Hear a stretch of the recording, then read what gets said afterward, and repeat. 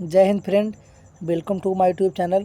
आज हम इस वीडियो में बात करेंगे कि यूपी होम गार्ड भर्ती 2026 पे जो अभी एग्ज़ाम होने वाला है, तो उसी पे आधारित मैं यह क्लास लेके आया हूँ।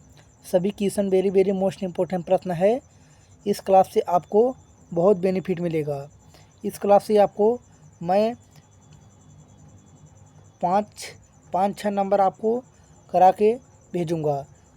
वीडियो को शुरू से लास्ट तक बने रहिएगा। जो लोग हमारे चैनल पर नए हैं तो हमारे चैनल को सब्सक्राइब कर लीजिए, जैसे आपको डेली वीडियो मिलती रहें। और सभी क्वेश्चन जो वो बहुत वेरी मोस्ट इम्पोर्टेंट प्रश्न है। चलो हम अपने पहले क्वेश्चन को बढ़ते हैं। तो सभी क्वेश्चन वेरी मोस्ट इम्पोर्टेंट प्रश्न है हमारा। जो इसमें टोटल हम कितना क्वेश्चन आपको कराएंगे, इसमें टोटल हम आपको 30 प्रश्न कराएंगे। 30 प्रश्न में आपको कितना क्वेश्चन आपका सही हुआ है वो कमेंट बॉक्स में बताना है। चलो हम अपने पहले क्वेश्चन को बढ़ते हैं। हमारा पहला प्रश्न है, जूनागढ़ के पत्थर के शिलालेख का निर्माण किसने कराया? रुद्रदामन प्रथम, जीवदामन, जयदामन, इनमें से कोई नहीं। जूनागढ़ के पत्थर के शिलालेख का निर्माण किसने कराया? ऑप्शन नंबर ए बिल्कुल सही उत्तर होगा, रुद्रदामन प्रथम ने। ऑप्शन नंबर ए बिल्कुल सही आंसर। क्वेश्चन नंबर दो, किस सूफी संत को चिराग ए देहलवी कहा जाता है? निजामुद्दीन औलिया, शेख नसीरुद्दीन महमूद, कुतुब बिन बख्तियार काकी, इनमें से कोई नहीं। सही उत्तर क्या होगा? किस सूफी संत को चिराग ए देहलवी कहा जाता है? वो कहा जाता है किसको? इसका सही आंसर क्या होगा? शेख नसीरुद्दीन महमूद को। ऑप्शन नंबर बी बिल्कुल सही आंसर होगा जो लोग दे रहे हैं। क्वेश्चन नंबर 3, सचिंद्र बोस द्वारा डिजाइन किया गया कलकत्ता फ्लैग किस वर्ष कलकत्ता में फहराया गया है? वेरी मोस्ट इम्पोर्टेंट प्रश्न है। सचिंद्र बोस द्वारा डिजाइन किया गया कलकत्ता फ्लैग किस वर्ष कलकत्ता में फहराया गया? 1904, 1905, 1906, 1907। किस वर्ष फहराया गया कलकत्ता फ्लैग? किस वर्ष कलकत्ता में फहराया गया? वो 1904 में। ऑप्शन नंबर ए बिल्कुल सही उत्तर होगा, 1904 में फहराया गया। क्वेश्चन नंबर 4, निम्नलिखित में से कौन सा कथन गलत है? फिनिक्स आश्रम की स्थापना महात्मा गांधी ने की थी। लाइफ डिवाइन और औरोबिंदो घोष की कृति है। 1765 में अंग्रेजों में बंगाल, बिहार और उड़ीसा के दीवानी अधिकार हासिल किए। उपरोक्त सभी से इसका जो सही आंसर होगा, इसमें पूछा है कौन सा कथन गलत है? पहला, दूसरा, तीसरा, ये तीनों ही गलत है। तो इसका सही आंसर क्या होगा?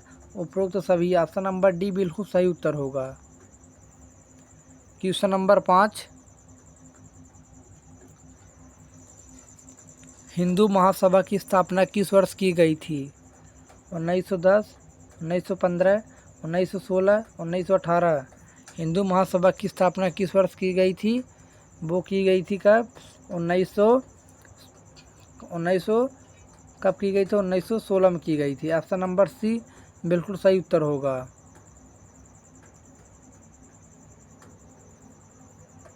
और जो बता देते हैं, हिंदू महासभा की स्थापना 1916 में की गई थी। और किसके? मदन मोहन मालवीय ने की थी। कौन की थे? मदन मोहन मालवीय ने किए थे 1916 में। ऑप्शन नंबर उसका सी सही होगा। क्वेश्चन नंबर 6 है, नामग्याल राजवंश का राज भारत के किस राज्य में था? अरुणाचल प्रदेश, मेघालय, नागालैंड, सिक्किम। नामग्याल राजवंश का राज भारत के किस राज्य में था? वो किस राज्य में था? वो सिक्किम में था। ऑप्शन नंबर डी बिल्कुल सही उत्तर होगा। क्वेश्चन नंबर 7, भारत सरकार अधिनियम 1935 के अंतर्गत केंद्र में ऊपरी सदन के कितने सदस्य सांप्रदायिक आधार पर चुने जाते थे? उन्हें 156, 150, 104, 125। सही उत्तर क्या होगा? कितने सदस्य चुने जाते थे? 150। ऑप्शन नंबर बी बिल्कुल सही उत्तर होगा। क्वेश्चन नंबर 8, निम्नलिखित पर ध्यान दीजिए। इनमें से कौन सा केंद्र शासित प्रदेश राज्यसभा में है?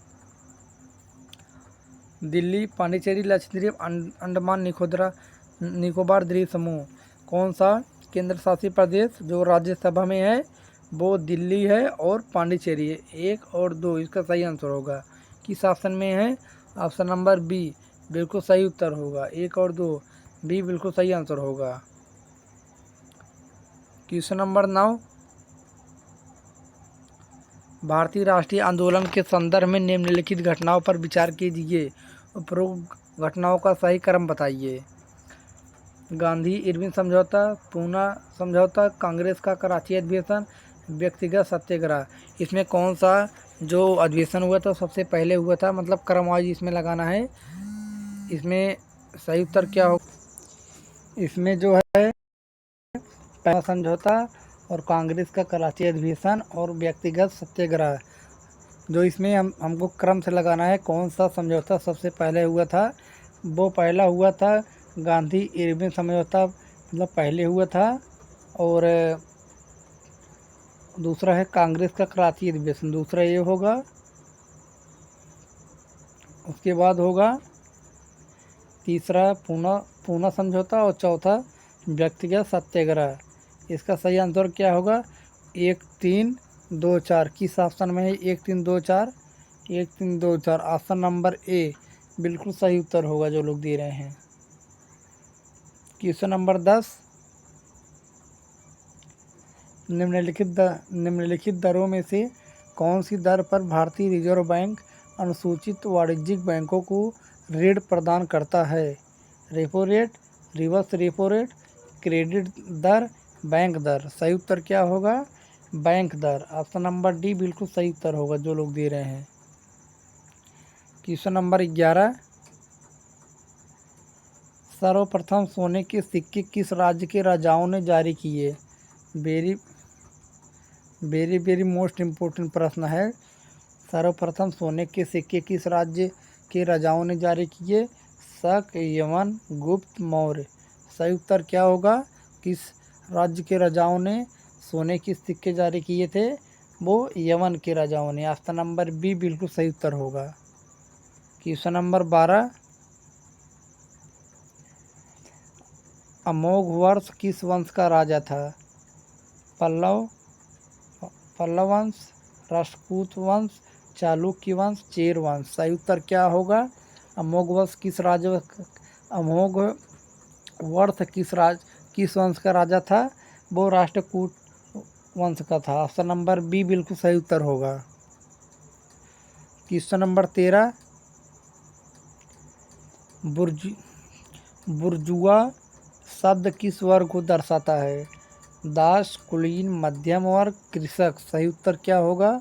बुर्जुआ शब्द किस वर्ग को दर्शाता है? मध्यम वर्ग को दर्शाता है। किस वर्ग को? मध्यम वर्ग को। सी बिल्कुल सही उत्तर होगा। क्वेश्चन नंबर 14, प्राचीन रोमन सभ्यता में पैट्रिशियन और प्लेबियन क्या कहलाते थे? किसानों के प्रकार, प्रसिद्ध शासक, खेल, सामाजिक वर्ग। सही उत्तर होगा इसका सामाजिक वर्ग। ऑप्शन नंबर डी बिल्कुल सही उत्तर होगा।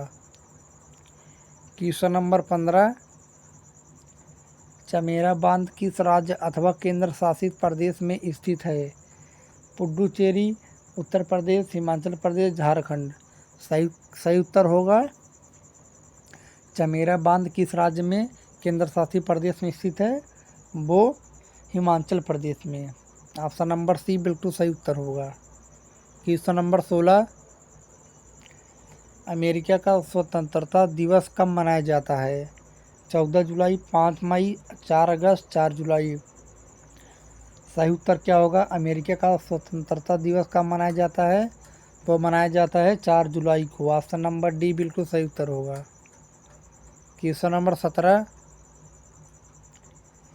1756 से 1763 का सप्तवर्षीय युद्ध किनके बीच लड़ा गया था? फ्रांस व अमेरिका, फ्रांस व डेनमार्क, फ्रांस व इटली, फ्रांस व इंग्लैंड व फ्रांस। सही उत्तर होगा 1756 से 63 का सप्तवर्षीय युद्ध किनके बीच लड़ा गया था? वो इंग्लैंड और फ्रांस के बीच लड़ा गया था। ऑप्शन नंबर डी बिल्कुल सही उत्तर होगा, इंग्लैंड व फ्रांस के बीच। क्वेश्चन नंबर 18, मतभंगा नदी किन दो देशों की बीच सीमा बनाती है? मतभंगा नदी किन दो देशों की बीच सीमा बनाती है? भारत और नेपाल, भारत और बांग्लादेश, भारत और म्यांमार, भारत और श्रीलंका। सही उत्तर होगा भारत और बांग्लादेश। ऑप्शन नंबर बी बिल्कुल सही उत्तर होगा। और बांग्लादेश जो है भारत की सबसे लंबी सीमा साझा करता है। कितना करता है? 4096 किलोमीटर साझा करता है। बी बिल्कुल सही उत्तर होगा। क्वेश्चन नंबर 19, निम्नलिखित में से किस दशक में भारत की जनसंख्या दर नकारात्मक थी? वेरी वेरी मोस्ट इम्पोर्टेंट प्रश्न है। किस दशक में भारत की जनसंख्या की दर नकारात्मक थी? 1901 से 11, 1911 से 21, 1921 से 31, 1931 से 41। सही उत्तर होगा इसका। नकारात्मक कब थी? 1911 से 1921। बी बिल्कुल सही उत्तर होगा। क्वेश्चन नंबर 20, राजस्थान के कुल क्षेत्रफल का कितना प्रतिशत हिस्सा थार मरुस्थल में स्थित है? राजस्थान के कुल क्षेत्रफल का कितना प्रतिशत हिस्सा थार मरुस्थल में स्थित है? 30%, 40%, 60%, 70%। थार मरुस्थल में कितने प्रतिशत है? 60% है। ऑप्शन नंबर सी बिल्कुल करेक्ट आंसर होगा। क्वेश्चन नंबर 21, निम्नलिखित में से निवेश किस स्थिति में बढ़ेगा? उत्पादन में वृद्धि और शेयर पूंजी में कमी, उत्पादन में कमी और शेयर पूंजी में वृद्धि, उत्पादन में वृद्धि और शेयर पूंजी में वृद्धि, उत्पादन में कमी और शेयर पूंजी में कमी। सही उत्तर क्या होगा? किस निवेश की स्थिति में बढ़ेगा? उत्पादन में वृद्धि और शेयर पूंजी में वृद्धि। ऑप्शन नंबर सी बिल्कुल सही उत्तर होगा जो लोग दे रहे हैं। क्वेश्चन नंबर 22, निम्नलिखित में से क्या आरबीआई की शक्ति नहीं है? बैंकों का निरीक्षण, बैंकों का राष्ट्रीयकरण, बैंकों की उधार नीतियों को नियंत्रित करना, रिटर्न का काल। सही उत्तर क्या होगा? निम्नलिखित में से क्या आरबीआई की शक्ति नहीं है? बैंकों का राष्ट्रीयकरण नहीं है। ऑप्शन नंबर बी बिल्कुल सही उत्तर होगा। क्वेश्चन नंबर 23, गरीबी के मापन के लिए तेंदुलकर कमेटी ने कौन सी माप का प्रयोग किया था? कल्याण उपाय, जीवन यापन की लागत, असमानता और वृद्धि, गतिशीलता, भेद्यता विश्लेषण। सही उत्तर क्या होगा? गरीबी के मापन के लिए तेंदुलकर कमेटी ने कौन सी माप का प्रयोग किया था? जीवन यापन की लागत। ऑप्शन नंबर बी बिल्कुल सही उत्तर होगा। क्वेश्चन नंबर 24, यदि आरबीआई सुरक्षाओं को बेचता है तो वाणिज्य बैंकों के नकदी भंडार पर क्या प्रभाव पड़ेगा? बढ़ेगा, घटेगा, बढ़ेगा या घटेगा? कोई प्रभाव नहीं। सही उत्तर क्या होगा? जब आरबीआई सुरक्षाओं को बेचता है तो वाणिज्यिक बैंकों के नकदी भंडार पर क्या प्रभाव पड़ेगा? सीधी सी बात है, जब कोई भी चीज़ है तो आप बेचोगे, उस पर क्या प्रभाव पड़ेगा? वह घटेगा। ऑप्शन नंबर बी बिल्कुल सही उत्तर होगा, घटेगा। बी सही उत्तर होगा। क्वेश्चन नंबर 25, निम्नलिखित में से कौन सी योजना वर्ल्ड बैंक की सहायता से नहीं चल रही है? राष्ट्रीय वेक्टर बोर्न रोग नियंत्रण और पोलियो उन्मूलन, राष्ट्रीय ग्रामीण आजीविका परियोजना, पीएमजीएसवाई ग्रामीण सड़क परियोजना, दिल्ली मुंबई और औद्योगिक कॉरिडोर परियोजना। सही उत्तर होगा इसका दिल्ली मुंबई औद्योगिक कॉरिडोर परियोजना। ऑप्शन नंबर डी बिल्कुल सही उत्तर होगा जो लोग दे रहे हैं। डी बिल्कुल सही उत्तर होगा। क्वेश्चन नंबर 26, वेद समाज की स्थापना किसने की? राजा राम मोहन राय, स्वामी दयानंद सरस्वती, केशव चंद्र सेन, स्वामी विवेकानंद। वेद समाज की स्थापना किसने की थी? वो केशव चंद्र सेन ने की थी। ऑप्शन नंबर सी बिल्कुल सही उत्तर होगा जो लोग दे रहे हैं।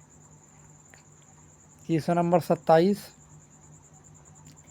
प्रसिद्ध विश्व धरोहर स्थल टेराकोटा आर्मी किस देश में है? जापान, भारत, मंगोलिया, चीन। सही उत्तर क्या होगा? प्रसिद्ध विश्व धरोहर स्थल टेराकोटा आर्मी किस देश में है? वो चीन में है। ऑप्शन नंबर डी बिल्कुल सही उत्तर होगा। टेराकोटा आर्मी किस देश में है? चीन में है। क्वेश्चन नंबर 28, भारत के निम्नलिखित में राष्ट्रपतियों में कौन भारत में आधुनिक राज्यों का पहला मुख्यमंत्री था?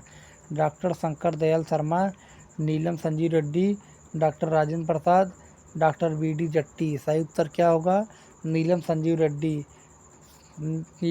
रेड्डी वो राष्ट्रपतियों में से भारत के पहला मुख्यमंत्री था। ऑप्शन नंबर बी बिल्कुल सही उत्तर होगा।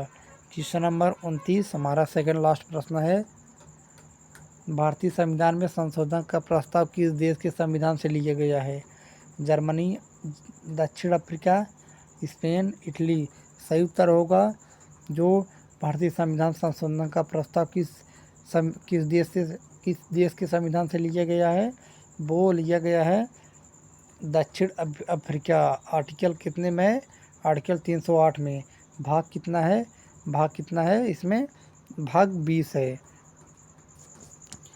बी बिल्कुल सही उत्तर होगा। क्वेश्चन नंबर 30 हमारा लास्ट प्रश्न है। लहसुन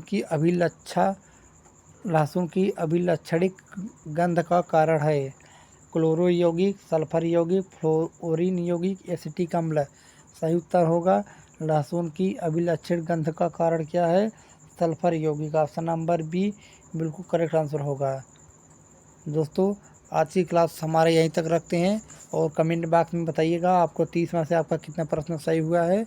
मिलते हैं अगली वीडियो में। जय हिंद, जय भारत।